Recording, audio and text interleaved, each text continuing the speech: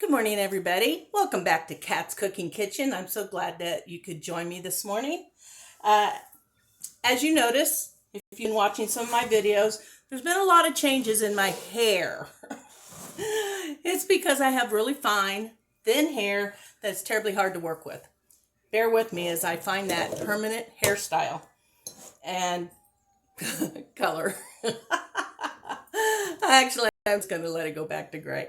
But I'm working on keeping it short and styled, and I think the short hairstyle is working. I'll probably fidget with it a little bit, but I'm sure you've all noticed every time I come on, I have different hair almost. Okay, today I'm going to make bread pudding. Can't believe it.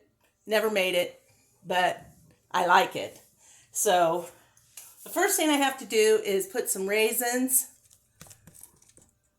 in water and butter. So what I thought I would do is, you'll see a lot of times I use my liquid measure to measure, and I'm just gonna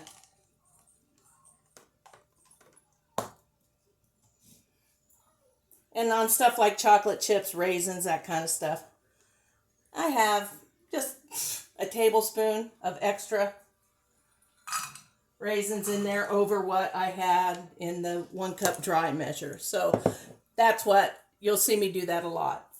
A lot of baking things, not always, but there are a few shortcuts you can take on there, but don't do too many because it'll cost you.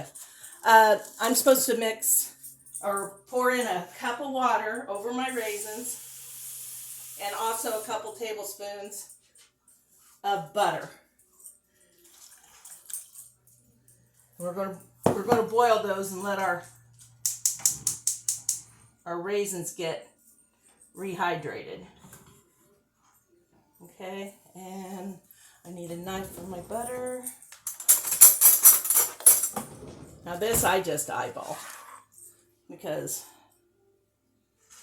that right there is about a tablespoon, if you can see that. That's about a tablespoon of butter. Okay? And there are 8 tablespoons of butter in one stick. So now we've got that going. We'll get some other stuff going while I wait on that. My oven is already preheated to 350 degrees. So we'll be ready to bake that. It does bake for like an hour. Again, I'm using a recipe that I found as my base, but I'm not varying a lot on this one, but I am going to add some chocolate to it. And other than that, not much. I don't have I've either misplaced my chocolate chips or I don't have as many as I thought I did. So let me get my apron. Let's see. Looks like it's time to launder some of my aprons. Let's get this going. I don't think this is really going to be too messy, but I don't want to get my clothes messed up. So, okay, let's see here. I think what it does call for that I don't have is a cinnamon vanilla creamer, and I have 0 sugar creamer that is caramel macchiato. I don't pronounce that very well, so excuse me for mispronouncing that. That I'm going to use instead of that. And so what we do is we're going to bring the saucepan and the water, the butter, and the raisins up to a boil and let them plump. And then we're going to have to remove them from the heat and let them cool down a bit. Meanwhile, we're going to, I didn't get my pan out.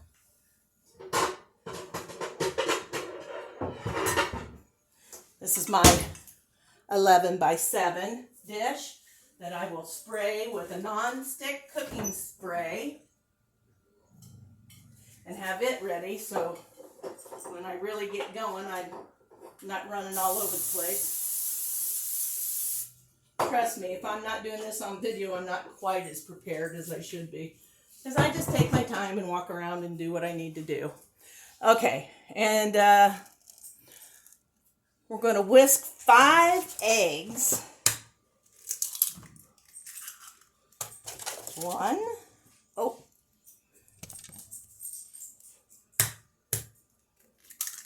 2, oops,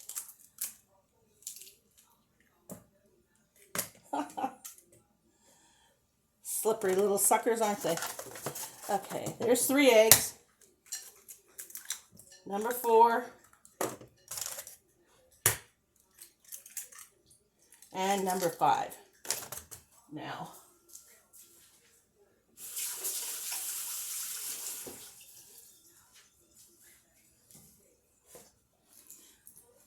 I'll get my whisk, and we will whisk those up.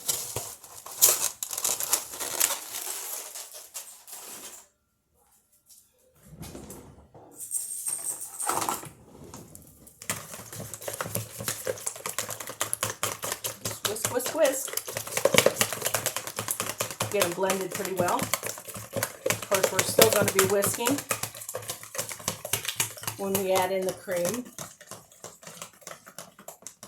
And we're going to put in the whole 32-ounce bottle here of the creamer.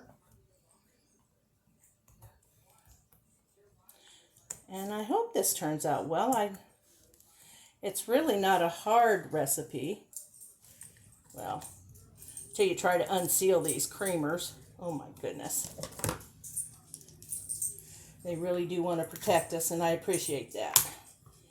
But I'd also like them to pull off when you try to pull the tab up, which is impossible. Okay. Check my raisins here. They haven't plumped yet. So we'll let those keep cooking just a couple more minutes. And we'll whisk in our creamer.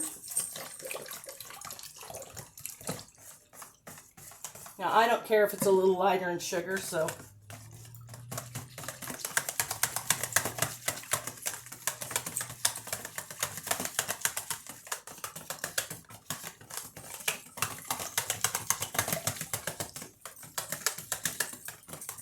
it's not intentional, it's just sugar-free is all I have. Okay. Let's really pump it along. I don't want all my water to boil out. Yeah, they're doing good. Okay. Now, I'm going to let those, I don't want them to sit back there, it's hot.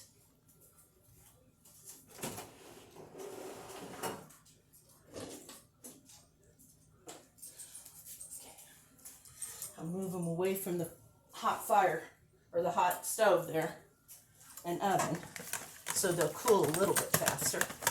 Okay. And we need a teaspoon of cinnamon, which is not very much.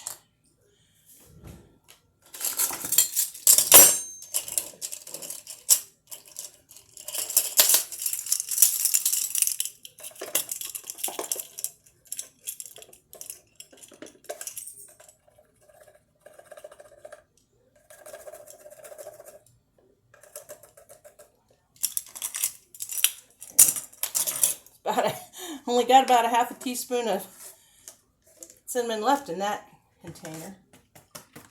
Now, cinnamon will float, but I'm just going to whisk this around. It does make pretty, look at that. I'd like to have a painting like that. That's kind of cool.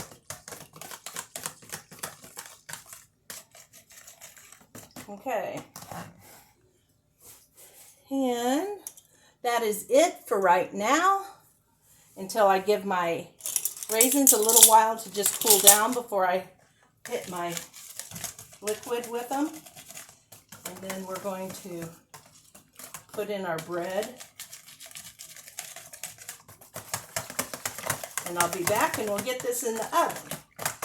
So bear with me a couple minutes. I'll be right back. Welcome back, everybody. Here we are, ready to put our, they're still pretty warm, but they have cooled down some. I'm not really sure. I put them in this measuring cup to get them out of the hot saucepan, and I stuck them in the refrigerator for 10 minutes. So I'm going to go for it. So we're just going to pour all this in, our raisins, get that all stirred up. Might as well. I think I'll wait. Since I don't have as many chocolate chips, but I do have, I think the reason I got confused about my chocolate chip situation is because I had a bag of minis and I forgot and thought they were the regular semi-sweets. Okay, so here we go. We hurry up and wait again. This bread is a little too dry for a normal bread because I couldn't get to it, and so it sat out like an extra day or two. But we're going to think that it'll just help it soak up that batter better. Just going to keep pushing it in there. I'm supposed to let it sit in the custard for, I think it's 20 minutes. And then we're going to pour it and bake it. And I don't think I have to bring you back to watch me pour it in the pan or sprinkle it with chocolate chips. So, what I will do before I take off is we'll go over the recipe. This is 1 loaf minus 2 slices of brioche bread that I had bought, and a 32-ounce bottle, and I've already put it in the recycling, 32-ounce creamer. They want cinnamon vanilla, but like I said, I didn't have any. I checked at the stores. They didn't have any. So I'm using a caramel sugar-free creamer. We use 5 eggs, a teaspoon of cinnamon, that's what's in this. Then for the raisins and stuff, we used a cup of raisins and a cup of water and 2 tablespoons of butter. And we put them in a saucepan and let them come up to a good boil. And I actually boiled them probably a couple minutes. Then I left them cool off for a while. And then we added them to our custard mix and mixed it in. And after that, we added our brioche bread. And that's all there is to the baking. But while I've given out a recipe, I will tell you that I will be putting together, for the glaze, I will put together a 1.5 cups of powdered sugar, teaspoon of vanilla, and 2 tablespoons of milk. And if it's too thick, the icing's too thick, we'll thin it with a little bit of milk at a time till we get it to the consistency that we want to pour over our bread pudding. So, okay guys, it's got to bake almost an hour. And it's got to, it does bake about an hour. I tell you that for your purposes because when I pause you, you know I come right back at the end of that time. So, here we go. It's soaking. I'm going to set it for about 17 minutes because we probably messed around with it for at least 3. Okay, it's all sunk in there. It looks really good. I can't wait. Ugh. The smell of the caramel and the cinnamon from the caramel creamer. Oh my God, so good. All right, hang in there. I've already wasted 14 and a half minutes of your day today, and we've got to finish this yet. So hang on, I'll be back shortly. Hey everybody, welcome back. We're in the last 10 minutes of cooking for the bread pudding. Now we're going to work on getting our icing made to pour over the hot pudding when it comes out. So I'll have that ready. Now I think there's plenty of sugar in here, but we're going to find out. I know there's at least 2 cups in here. Okay. So we need, there's the 1/2 cup. We need 1.5 cups total of powdered sugar.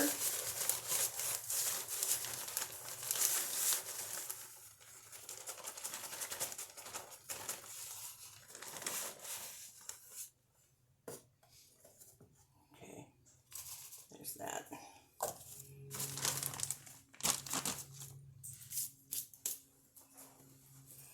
Okay, and I'm going to sift it into my little measuring cup here. Oops.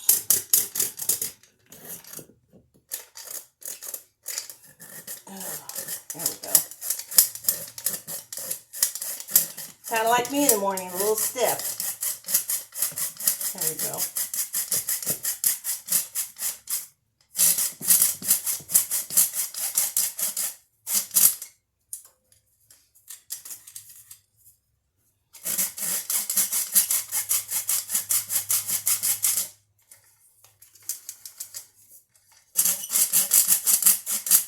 Okay, there we go. Here's our powdered sugar. We're going to use our spoon. And we're going to add a couple tablespoons of milk to start. Okay, new gallon, so I hope I don't make a mess. This is a 2 measuring spoon, or 2 tablespoon, I mean. Okay, and we're going to add a teaspoon of vanilla, which is cap full. Okay, I should have used probably a sifter or a,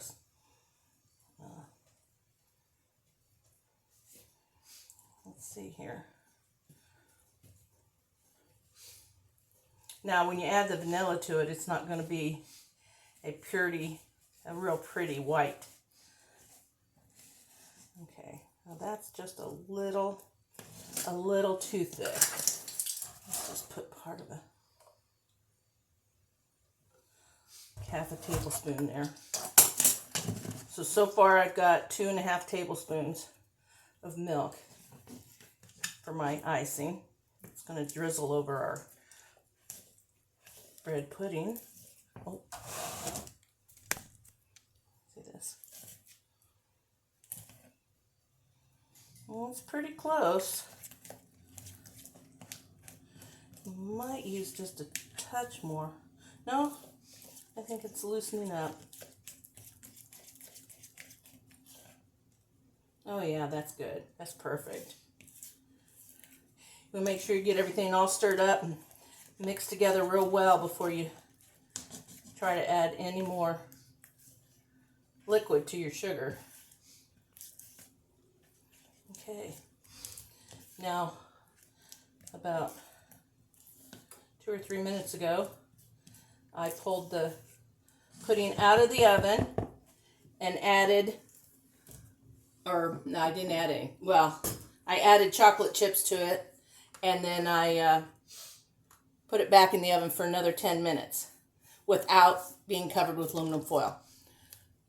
So for the first 55 minutes, it was covered with aluminum foil in a 7x11 baking dish. So far we're good to go. It actually looks and smells really good when I opened the oven and took the cover off. So we have about 7 more minutes,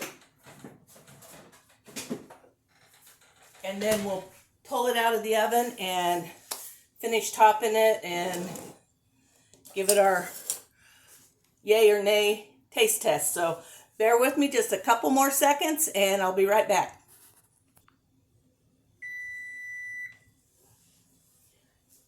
We are back live. Well, kind of live. You'll see it recorded. I'm live. And I guess I should have put it in my 913 like I was thinking, but the recipe said a 7 by 11. So you can see how pretty this is, I hope. Oh, you probably can't. And how puffy it got from, it was level. Look at this. I'm kidding. I mean, I'm not kidding. It looks delicious, but I'm going to have to find a TV or a tray over here. I've got one, just by chance.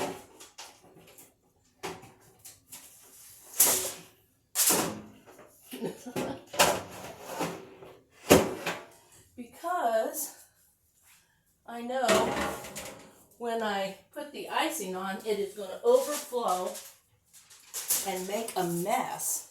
So, which is one up for me, because I usually would have icinged it and then thought about the consequences. So here we go. It's a little wiggly in the middle. I don't know if it's supposed to be.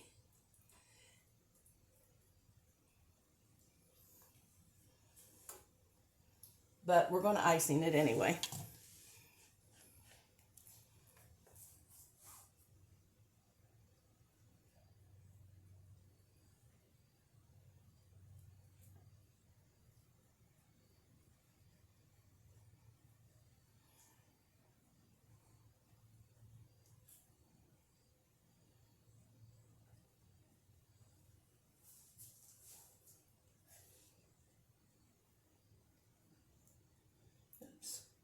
Kind of glob that there a little bit. Yep.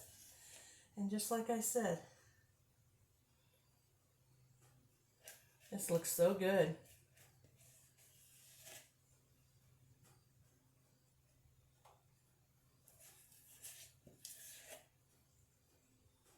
Okay. There we go. And as predicted, it is a drippy mess, but I am still going to dip a little bit of it up and see what we got in here.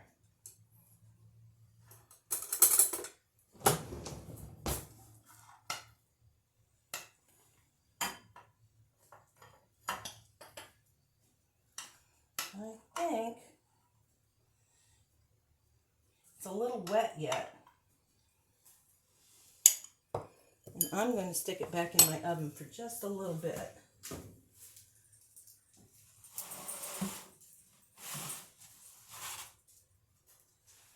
Even though it's iced. I think it needs a few more minutes. But I think in the corner here, this piece will be fine. Okay.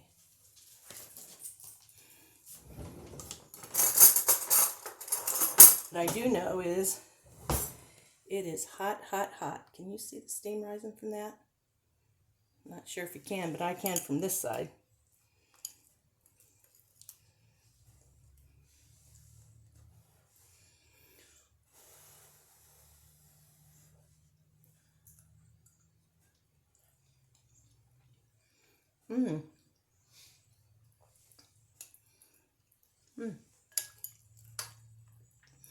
It's a little sloppy, probably a little too sloppy, but it does taste good.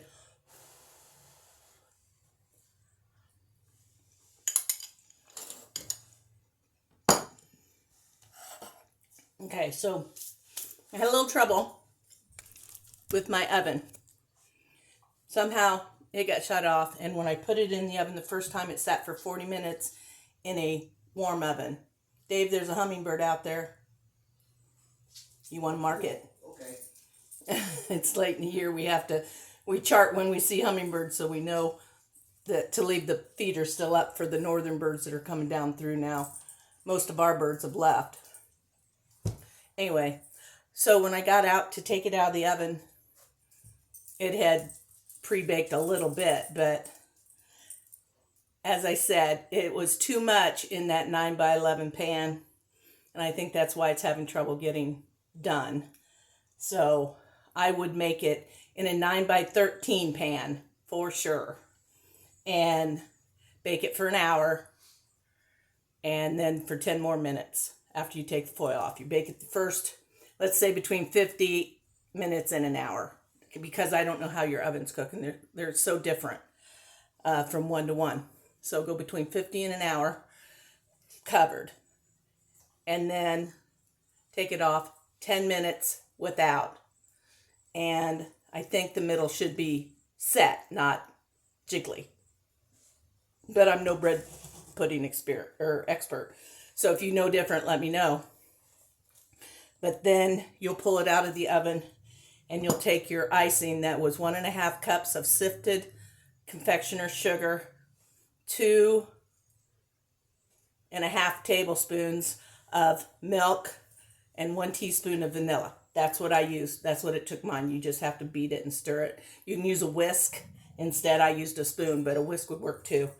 And then you'll drizzle it over your hot bread pudding. And they say serve it warm. Well, we're not going anywhere, so it'll just be served room temperature. You can microwave it, to warm it up a little bit, but I will, with the creamer and stuff in it and the milk, I will put it in the refrigerator to store it once it's cooled down. So there you have it, folks. That's bread pudding. And I'm sorry that I had to let it cook a little extra just to finish it getting done. But like I said, the pan was too small, so it's not getting to the center as easily. So 9x13 pan next time. Thanks for joining in. I hope you enjoy this. I hope you'll try it and see how you like it. And I think it's pretty good. So we'll be sharing it with friends, and I'm sure Dave's going to enjoy it when it gets out of the oven and it's still warm and it is done. So you all have a great weekend. It's been nice being in the kitchen with y'all this afternoon. And remember, it's Kat's Cooking Kitchen on Facebook and YouTube. Thank you all so much.